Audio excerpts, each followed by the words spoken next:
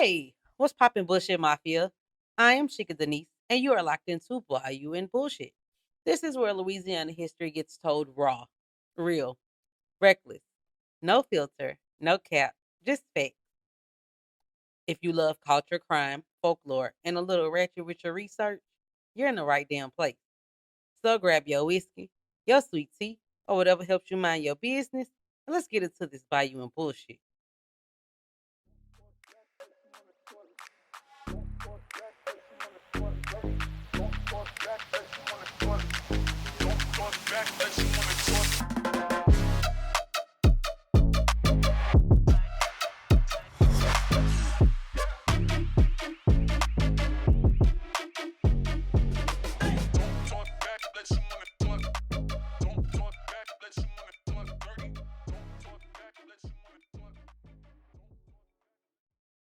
Okay, so boom. Quick reminder before we get messy. Part one was the full history of the New Orleans crime family, all the bosses, the bootleggers, and the backroom politics, the whole Louisiana gumbo of crime. Tonight, we are zooming all the way in on one night, one murder. The first high profile mafia killing that dragged everything into the open. The assassination of David Hennessy. Now listen, I need you to picture New Orleans the way it really was in 1890. Not the cute postcard, not the romantic gas lamp bullshit people sell tourists. I'm talking wet streets, dim lights, narrow blocks, and everybody already on edge because the docks were a fucking war zone. And politics were dirtier than the Mississippi after a storm. You feel me? Good. Let's go. October 15th, 1890. It's near midnight. That quiet hour where the city exhales, but you still don't feel safe. 32-year-old police chief David Hennessy leaves his office and head home. He's walking with his friend, Captain William Billy O'Connor. And no, this ain't no cute little night stroll. Hennessy had threats on his life. He had attempts on his life. People wanted this man dead. And he fucking knew it. But he was the kind of man who brushed it off like, man, I'm the chief. Who the hell gonna touch me? They reached Gerard Street, where Hennessy lived with his elderly mother. And O'Connor just keeps escorting him. And Hennessy basically says, I'm fine. You can go. They say good night. They part ways. Hennessy turns and starts walking that last little stretch alone. The street is damp. There's drizzle in the air. That lamplight is cutting through the haze like something out of a horror movie. And then the night breaks open.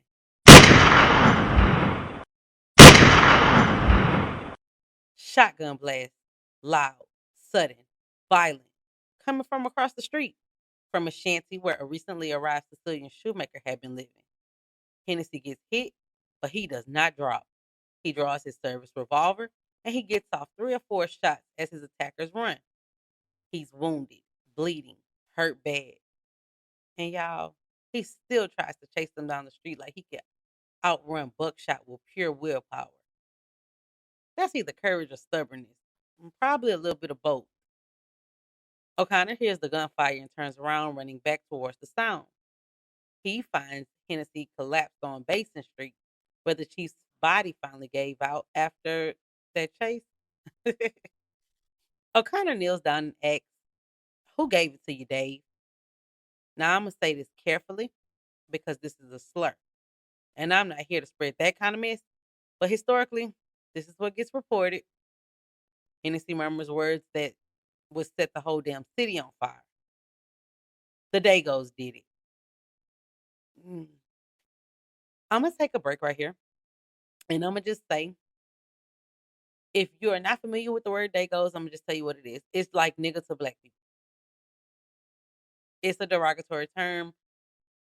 I watched a movie called Vendetta about this event, and they did not want to be called Dagos. Like, they was like, we not Dagos, we not Dagos, we not Dagos. They literally would call the Italians white niggas. Y'all white fucking niggas. Okay. Yeah.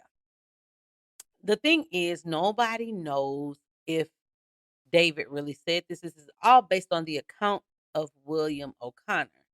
And why would the captain of the police force lie, right? Hmm. But it didn't matter if he said it or not. The city heard what it wanted to hear. The papers printed what they wanted to print. And a whole fucking community got painted with one ugly brush before the body was even cold. You ever seen a narrative move faster than the facts? Yeah, that's what this was. Within hours, police found weapons abandoned in gutters, a block or two from the shooting. 5 weapons. One is a regular double barreled shotgun, but the article describes these curious pieces, sawed off shotguns with hinged stocks so they could fold up, collapse down, and be hidden like a horse pistol. And I'm sorry, that is not no damn random street crime. That's a planned hit with concealment in mind. And the wounds, Lord Jesus, the wounds. 3 large slugs tore through David Hennessy, his face, his neck, his arms, his legs, riddled with shot. He's taken a chair to the hospital. He lingers through the night, but he died the next morning, approximately 10 hours later. 32 years old, police chief, dead on the street like he was nobody. After he dies, they bring his body back to Gerard Street, then to City Hall, where he lies in state. Thousands come to mourn him, crowds that rival the people that showed up months earlier to view Jefferson Davis, the president. Man, that's how big David Hennessy was in this city's imagination. And with crowds that big comes emotion. And with emotion comes somebody always ready to do something stupid and violent. Because one morning, a news carrier friend of the chief is so grief stricken, he goes straight from the funeral to the fucking parish prison, asks to see a suspect named Antonio Scafidi, and shoots him in his neck. Now think about that. The trial hasn't happened. Evidence hasn't been tested. People are already taking revenge into their own hands. That's the temperature in New Orleans right now. Boiling. Now I know folks love to jump straight to the mafia did it. But we have to understand the setup because Hennessy's murder wasn't just about one man. It was the belated echo of another shooting 5 months earlier. A dock war that turned into a blood feud. The right to unload fruit vessels landing in New Orleans was being fought over by 2 rival gangs of Italian stevedores, the Provenzanos and the Matrangas, named after their quote unquote bosses. At first, the Provenzanos controlled the business. Then Charles Matranga, he ran a gambling den and a dance hall. He got pressure from police on his other operations and decided that fruit concession looked like cleaner, steadier money. So, through persuasion and coercion, Matranga pushed the Provenzanos out and pushes his own men on the wars. And when you mess with somebody money on a dock, baby, you're playing with matches in a dry field. Late one night in May 1890, so about 5 months before the murder, 7 of Charles Matranga's men, including his brother Tony, are driving out Esplanade Street in a wagon after unloading a ship at the levee. When they reach the tree-lined intersection at Esplanade and Claiborne, shotgun fire erupts. 3 men are wounded, including Tony Matranga, who loses a leg in the ambush. And that right there is a public statement, a message. We can't touch you. At first, the victims follow the Sicilian code of silence, what people call omerta, and refuse to identify their attackers. Later, they relent and they accuse members of the Provenzano faction. 6 Provenzano men get convicted in June. Chief Hennessy was not satisfied with that verdict. And not just because he was personally friendly with the Provenzanos, the defense files for a new trial. Hennessy starts investigating for the appeal. And in doing that, he finds damaging evidence that witnesses for the Matrangas committed perjury. And as if that's not enough, a key defense witness gets murdered before he can testify. Hennessy suspects the Matrongas of that murder too. So now he's thinking, oh, y'all not just lying, y'all killing witnesses. The first Provenzano trial is soaked in perjury, and the court grants a new trial. They set this trial for October the 22nd. Hennessy keeps on digging, and he starts thinking, this isn't just a doc feud. He believes he's looking at organized crime, the mafia, operating as a family in New Orleans. Now, in 1890, America is still arguing whether the mafias even exist here. Italy had been cracking down since unification in 1861. Ruthless campaigns, mafiosi gunned down in Sicily. So yeah, it's very possible criminals ran from Italian justice to America. And according to grand jury report at the time, the Italian consulate supposedly had names of over 1,000 fugitives from Italian justice living among New Orleans' Italian colony of about 25,000 people. So that's a big claim, and it feeds fear. And fear makes people sloppy. Fear makes people violent. Fear makes people look for a whole fucking community to blame. And Hennessy already had a reputation. Years earlier, he'd helped arrest Giuseppe Esposito, or Diamond Joe. He was wanted internationally. So Hennessy gets labeled this national expert on Sicilian criminals, meaning when he says mafia, people are ready to believe him, even if they don't fully understand what that word means. The article explains something important. American police had a hell of a time solving crimes in the Italian colony because of omerta, the belief that justice is personal, not for outsiders, and that cooperating with the police makes you a traitor. The mafia penalty for talking is death. So, extortionists and blackmailers preyed on their own community while witnesses stayed silent. Authorities pointed to a horrifying stat: 94 murders involving Italians in the 25 years before Hennessy's assassination, and only 5 convictions. So to the public, it looks like they're killing everybody and nobody ever gets caught. But to the community, it's fear and survival. So Hennessy becomes determined to break that in his city. He gets criminal histories from Italian authorities. He believes that Charles Matranga and Joseph P. Macheca, along with others, lead a mafia here. He plans to nail them for perjury in the Provenzano retrial. And once he cracks that, he thinks he can dismantle the whole cabal.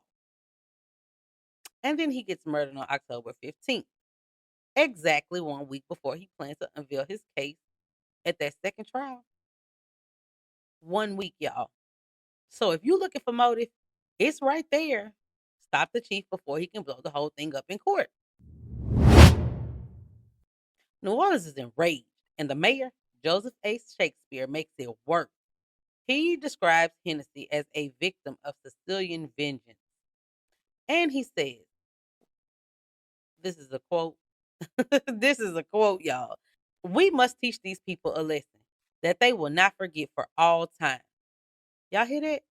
That's not just grief. That's a threat. That's permission from the top to treat a whole fucking community like they enemies. So Shakespeare appoints a committee of powerful citizens, later called the Committee of 50. Don't that sound Ku Klux Klanish? Okay. Anyway, the Committee of 50 are called to bring Hennessy's killers to justice and root out in, quote, oath-bound or, quote, hell-born society. They put up their own money to hire the best detectives and legal talent. And on paper, that sounds official. But in reality, it's also the beginning of a vigilante energy wearing a clean suit and a fancy watch. After tons of arrests, 19 men are indicted. Well, actually 18 men and a child. But we'll keep going. On December 13th, 1890, the men are indicted for Hennessy's murder. Later, the state gets an order of severance. so only 9 are tried first. The alleged ringleaders and key players: Joseph Macheca, Charles Matranga, Pietro Monasterio, the shoemaker in the shanty, Bastian Incardana, an Italian criminal fugitive, Antonio Marchesi, a fruit vendor, his 14-year-old son, Caspare, Antonio Scafidi, and Antonio Bagnetto, also fruit vendors, and Emanuele Polizzi, an unstable Sicilian fired by the Provenzanos for trying to blackmail them. Now, y'all, pay attention to timing because it matters. The Provenzanos are retried in January for that little hit that they supposedly put out on the Matrangas after the postponement of the October date. They are found not guilty of the ambush on the Matranga. So the public starts to think, okay, they were framed and the Matrangas are the real problem. Now, I got to break in right here because I realized that as I'm writing my script, I don't know if I said anything about Josephine Macheca. Now, while all of the ringleaders of the supposed ringleaders of the Hennessy assassination are Italian, 8 of them are immigrants. They are not from America.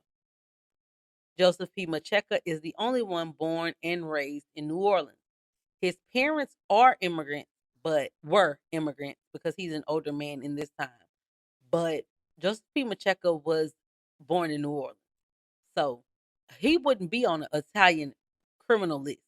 Meanwhile, the Matranga Macheca side gets painted as mafia assassins, and the bloodlust keeps climbing. The Hennessy murder trial is set for February 16th, 1891. The judge, Joshua G. Baker, presiding. The defense hires 5 big name attorneys led by Thomas J. Sims, former Louisiana Attorney General, former Confederate Senator. They also got Lionel Adams, a former district attorney and a crack trial lawyer. And the money. The New York Times reported that Italians all over the country were asked to contribute $2 apiece. The defense war chest is estimated at $75,000 or more. That kind of money makes people whisper about jury tampering before the first witness even opens their mouth. The case gets national attention. The New York Times bills it as one of the noted criminal cases of the age. Jury selection is intense. Over 1,300 prospective jurors summoned, 780 examined, 11 days to see 12 jurymen. 11 days, y'all. That's how tense this city was. The trial begins on February the 27th. The courtroom is packed. Assistant coroner Dr. Paul Archinard testifies about the wound, and that testimony sets the emotional tone. Everybody in that room is picturing the buckshot, picturing the blood, and needing somebody to pay. Then the prosecution puts on 4 witnesses who claim that Peter Johnson, the man who rented the shanty where the shooter staged the attack, was actually Joseph P. Macheca. They say the rent was paid in advance by Macheca and that Monasterio was installed there as a shoemaker shortly before the ambush. That's the state trying to prove planning, not just chaos. A painter named Mr. Peeler testifies he heard shots, sprang to his balcony, and saw Scafidi and Cardano and Bagnetto firing in front of Monasterio's shanty. He says he saw Scafidi fire twice, reload, and fire again. The defense later argues how reliable can that be on a rainy night with dim lights? And honestly, that's a fair question even if you hate the answer. A black youth named Amos Scott testifies that 3 days after the shooting, a young Caspare Marchesi told him that he was stationed as a lookout and whistled to signal Hennessy's approach. That's street talking turned into courtroom testimony. And you know how that goes. It can be true, or it can be twisted, or it can be both. Altogether, the prosecution produces 67 witnesses, including several who identify accused men as shooters or men fleeing the scene. On paper, it looks strong, but paper doesn't always beat money and influence in this city. And here's a wild detail from this article. The Committee of 50 later admits they had extra legal help. They planted a spy as an employee of the defense team, paid by the city, filing daily reports of everything seen and heard in the defense camp. That's not clean justice. That's espionage. It also tells you how desperate New Orleans was to win this case. Polizzi, Emmanuel, the unstable man, he becomes a spectacle. He interrupts the trial, gets taken into the judge's chambers, and rumors say he offered to confess and implicate the others for immunity. Then on March the 6th, he tries to escape by shoving his foot through the fucking window. The deputies fought him. The man bit him. Their clothes got tore up. The court adjourns to assess his mental condition. So now the jury is watching madness in real time, and it's muddying everything. The defense starts their case on March 7th, and the case seesaws. They bring alibis. Bagnetto, he was in the marketplace. The Marcheses were at home. Scafidi, he was nursing his sick wife. They attack eyewitness reliability. They ask why the state didn't call Captain O'Connor and another officer who arrived at the scene. And those questions land because doubt is a powerful tool in a murder trial. Meanwhile, whispers about bribery keep swirling. People gossip that big money might be made by going on the jury and doing right.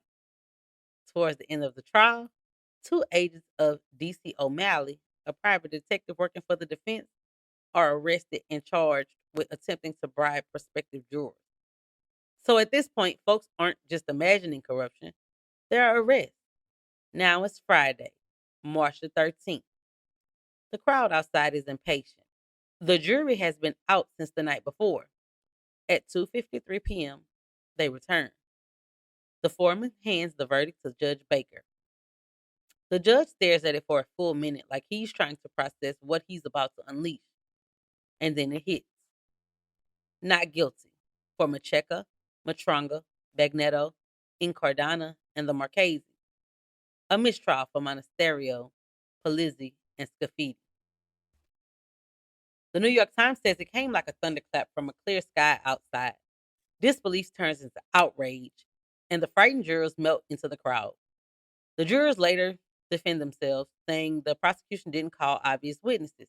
The lighting was bad. The alibis weren't contradicted. One juror basically says, if anybody can do better, let them try. But the public doesn't want nuance. The public wants blood. Technically, the 9 defendants aren't freed immediately because there's still a charge of lying in wait with intent to commit murder. But people expect the state to drop it soon. Back in their cells, the defendants rejoice. On the levee, Italians gather and celebrate. In Lugger Bay near the French Market, Italian boat owners hoist 2 flags. Italian flag above, stars and stripes below, upside down. They messy. They was messy, y'all. Whether it was a signal of distress, disrespect, or just a bad choice, the city reads it as an insult. And when a city is already furious, it will take any excuse to explode. While Italians celebrate on one side of town, angry men meet on the other side to denounce the verdict. The Committee of 50 reconvenes and forms a vigilance committee. They are convinced that the jury was bought and that justice was perverted. They talk about defense getting jurors' lists early, jurors approach, bribers arrested, huge sums flowing. They draft a call for action, signed by more than 60 prominent members, and send it to the newspapers. Saturday, March 14th. Dawn cools and clears. After a week of rain, Sheriff Gabriel Valere reads the statement. Mass meeting, Clay statue, come prepared for action. He goes to the parish prison, sees nothing out of line. He leaves at 8:30 a.m. to City Hall, leaving Captain Lem Davis in charge. And that decision? Leaving. becomes part of why this goes so damn wrong. At the Henry Clay statue, the crowd swells. W.S. Parkerson, respected attorney and politician, whips them into fury. He frames it as protection and vengeance, calling the jurors perjurers and scoundrels. The crowd shouts back, "Hang the murderers." Trolley cars can't move because the crowd blocks them. People climbing on top, cheering. Then a newspaper editor, John Wycliffe, says, "Very well then, gentlemen, let's go and do our duty." They name leaders. About 50 men, armed with pistols and shotguns, join them. And the crowd, now well over 60,000 people, marches down Rampart Street towards the parish prison. Inside the prison, the Italian prisoners have learned what's coming. They beg Davis to let them out, or at least give them guns to defend themselves. Davis is edgy. He keeps the night watch on duty, pulls in deputies, tries to barricade. The prison is a fortress taking up a whole block. The main gate on Orleans is iron bars an inch and a half thick, but on Treme Street, a small wooden door. Davis orders carpenters to barricade it, and every hammer blows echoes with the crowd yelling outside. That sound, that's dread. Davis locks other inmates down and moves most Italians to the women's side of the prison. Basically, he lets them fend for themselves inside the compound. Men hide in trash bins, in the wash house, under mattresses, two cram into a doghouse made from an old box for Davis's bull terrier, Queen. That's panic in its rawest form. Italian consul Pascal Corte reads the call and knows exactly what it means. He tries to find Mayor Shakespeare. He can't. He finds Sheriff Valeri and the Attorney General, and later says they seemed very calm, like they expected what was coming. Corte then finds Governor Francis Nichols and begs for troops. Nichols says that he can't act without the mayor. Nichols phones the mayor at the Pickwick Club and asks him to come. Corte waits 25 agonizing minutes. Then the phone rings. The mob has reached the prison. Corte races there. Too late. The mob arrives and they demand keys. Davis refuses, and the iron barred main gate looks formidable. But the wooden door on Treme Street is their weak point, and the vigilantes grab boards as battering rams. Neighbors volunteer access. A heavy stone crashes through the door. It bursts open, and a roar rises from the crowd. Wycliffe stands guard at the shattered entrance and allows 60 armed men inside. The curious are kept out. Sentries are posted at every exit to shoot any prisoner who tries to escape.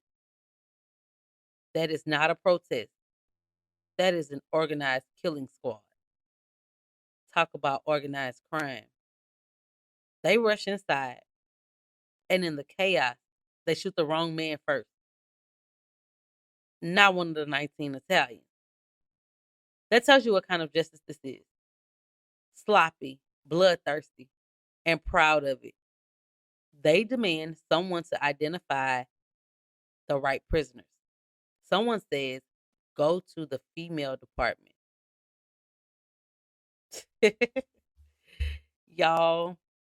An older black woman tells them that the men are upstairs. And I feel like, I ain't gonna lie, the black people who the black people who made interest in this story, I feel like they was shit better them than us. Shit. We've been taking this shit for years. They'll be all right. And y'all, I it ain't right, but I definitely understand. I I understand. They find young Caspare Marchese first, but they spared him because he's a child. Thank God. His father, Antonio, along with Scafidi and Macheca, flee to the condemned gallery on the third floor. A grated gate behind them, it locks. The gate at the other end is locked too. So now they are trapped. They lined up behind a pillar like caged animals. The mob reaches the third floor but can't get to them at first.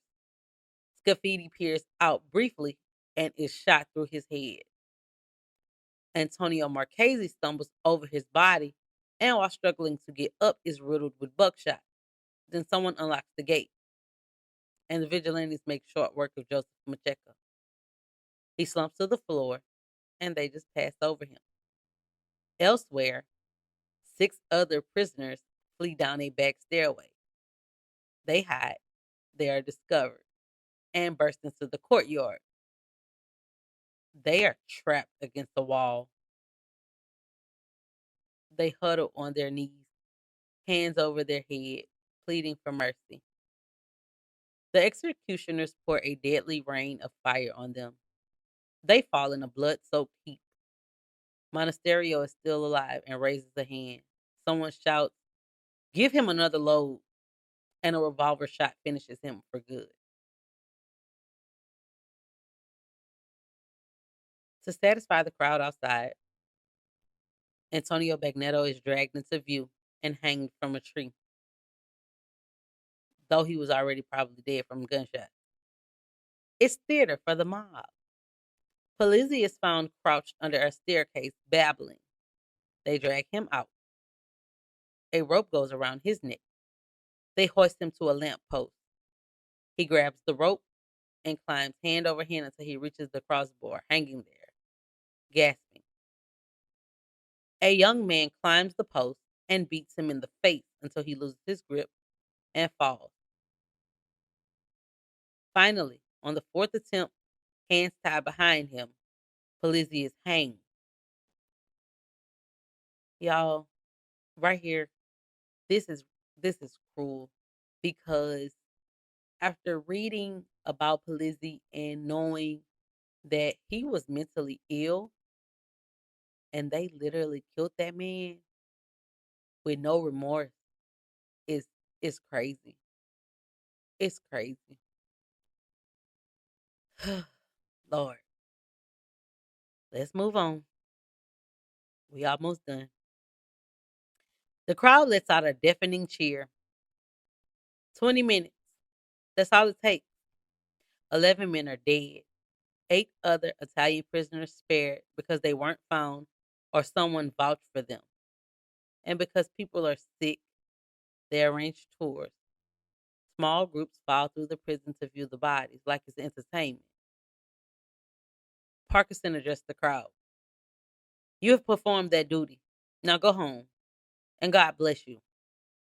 And people shout back, God bless you, and lift him on their shoulders like some sort of folk hero. That's the part that should chill your blood.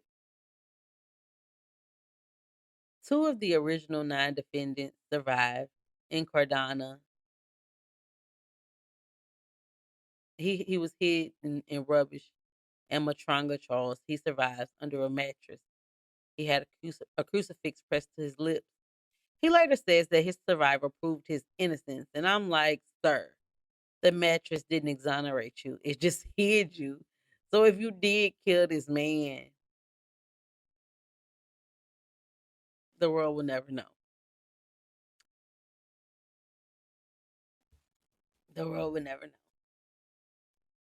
The New Delta, the city's leading Democratic daily, praises the killing. That work was rapid and comprehensive. The guilty were stricken. The innocent were spared. But of the 11 dead men, 3 had been acquitted. 3 were mistrials. And 5 hadn't even been tried. So no, they did not sort it out. They just killed who they could find. The gunfire reverberates across the country and beyond. Italian Americans protest in Chicago, and Telegram Secretary of State James G. Blaine. 6,000 Italians gather at Cooper Union in New York. Demonstrations happen in Pittsburgh, Philadelphia, and Kansas City. In Italy, Prime Minister Antonio Starabi di Rudini. Oh, that's a name, baby. Don't shoot me. Don't shit. But he demands punishment and indemnity. Blaine responds with American federalism, basically saying Washington can't force Louisiana to do certain shit. And Italy is not fucking satisfied. Ambassador Baron Fava is recalled. Rumors spread of Italian warships headed to the American coast. The press hypes a war scare. People volunteer to fight Italy like it's a damn parade. Confederate veterans offering to fight for the flag they once fought against. Georgia offering unterrified people to invade Rome. It's absurd, but it shows how the country turns a lynching into a pride story. On May 5th, a New Orleans grand jury looks into the prison killings. They conclude some jurors in the Hennessy trial were influenced by money. 6 men are indicted for attempted bribery, including Detective D.C. O'Malley. Only one person is convicted, and he gets a short sentence. And the lynch mob, the grand jury basically says the mob included the first, best, and most law abiding citizens and decides there's no reason to indict anybody. Because when everybody does it, nobody's guilty. That's how power protects itself. The Department of Justice is ordered to look into the incident. After reviewing the 800-page transcript, a U.S. attorney named William Grant reports the evidence against the defendants was exceedingly unsatisfactory and inconclusive. Later, all outstanding charges against survivors are dropped. And New Orleans? New Orleans tells itself a comforting lie. The mafia is a thing of the past. The New Delta says this. But listen to me. Bullshit mafia. Violence doesn't kill crime. It teaches it how to evolve. When a city proves that juries can be swayed, crowds can be whipped into murder, and officials can look the other way, you don't create safety. You create a blueprint, and that blueprint echoes. So when you hear the first mafia panic in America, remember, this was racism, politics, doc money, propaganda, and mob justice colliding in one moment. And the bodies paid the bill. Now, before I let y'all go, the next episode, we are allegedly leaving New Orleans. Allegedly heading to Dallas, Texas. Yeah, that Dallas. But we're going to come back to New Orleans. November the 22nd, 1963. The day President John F. Kennedy was shot. Allegedly by one man with one rifle from one window. Sure. But listen, what if I told you Louisiana was allegedly all up in this story? What if I told you New Orleans fingerprints are allegedly all over this assassination? From Lee Harvey Oswald's time in New Orleans to his weird little pro-Castro street performances to some very interesting people he just so happened to be hanging around. What if the New Orleans crime boss, Carlos Marcello, allegedly had a motive? You know, the same man JFK's brother deported and embarrassed? What if that man allegedly wanted revenge? I'm just asking questions. What if witnesses allegedly started dying at real convenient times? What if the investigation allegedly got rushed like somebody was trying to close the book real fast? And what if the government narrative don't quite line up with what actually happened? Again, I'm not saying it's a conspiracy. I'm just saying the math ain't math. So if you think JFK was just lone gunman case closed, maybe part three might ruin your day because we breaking down all the alleged connections, all the suspicious coincidences, and all of the Louisiana ties they don't really talk about. Next week, we get part three. Bayou Blood, JFK, Louisiana in the room. Because allegedly, Louisiana was definitely in the room that day. All right, Bullshit Mafia. That's a wrap for today. If you rocked with this episode, make sure you follow, rate, and review the podcast. It really helps your girl out. And don't be strangers. Go search for me on all social media. Bayou and Bullshit Podcast. That's Bayou like the swamp and Bullshit with a Y. Don't forget it. And if you really love what I'm doing and want to support the show, you can buy me a coffee. The link is in the bio. Come join the Bullshit Mafia because we keep it real We keep it messy, and we always tell the story like it is. Until next time, stay curious, stay loud, and don't believe everything you hear. Well, unless you heard it here.